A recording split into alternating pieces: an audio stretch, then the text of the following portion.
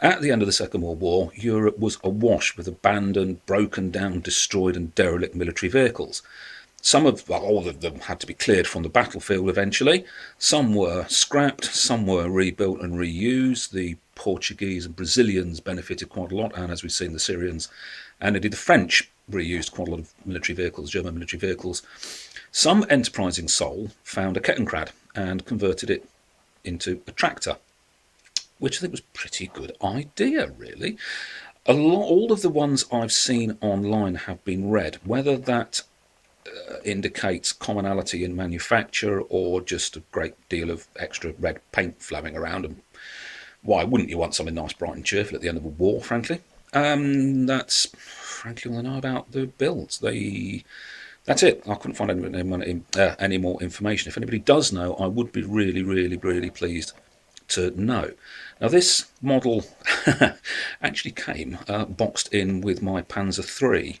Right at the bottom of the box. It was all sealed up, and I kept it. I made it into a standard Kettenkrad, and then it really didn't get to me. I really didn't take to it. And I was looking on the internet one day for Kettenkrad variants and came across the Kettenkrad tractor. They were used for a few years. I guess they've all been bought by collectors now. And if you want one in decent condition, you're about £80,000.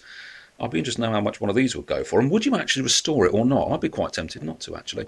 The conversion itself is about as easy as it gets. Obviously, it's been painted red, which has a massive transformative effect on the vehicle. I took off the front end, and what you can't really see, because I'm doing this on a phone, is that just about here is an instrument panel, and the original didn't have it either. Engine cowl had to be made, and at the back there is, below the number plate, which is based on a proper vehicle, is a hole for the power takeoff, which these actually use quite a lot of. Now, the most striking thing, apart from the lack of front end, is these two steering tillers. These are essentially track brakes. The way that the original vehicle steered was that when you turned the handlebars left or right, it braked a track to help you turn right or left. Right track, turn right, left track, turn left. There must have been absolute simplicity to run these things. I really don't know any more about these vehicles, apart from to say that if you fancy a conversion, try one of these. It's really good fun. It's really simple. Did it in the space of an evening, and you've got something quite striking to add to the museum, I think. Just to give you an idea of how tiny the Kettenkrads actually are, because they are tiny little vehicles, we'll put David Fletcher in for comparison. As we know, David is not a very large fellow, but this just gives you an idea, frankly. Oh, appear to have lost him. Come back, David, always forgiven. Yes, it gives you an idea of, frankly, the size of the vehicle. They are tiny. It can't actually have been that comfortable, I would have thought, to drive around in it.